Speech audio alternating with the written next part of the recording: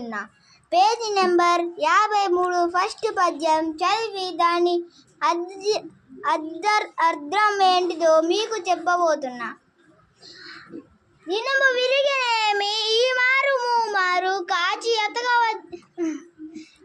ఎతగవచ్చయ్యా గ్రమముగాను అని ఉంటుంది, కానీ మనం గ్రమముగాను అని చదవద్దు, క్రమముగాను అని చదవాలి.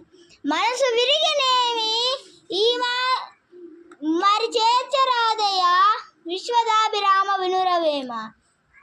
దీని అర్థం మనం ఇనుము విరిగిన దాన్ని మళ్ళీ మనం దాన్ని కాచేసి అతికియచ్చు, కానీ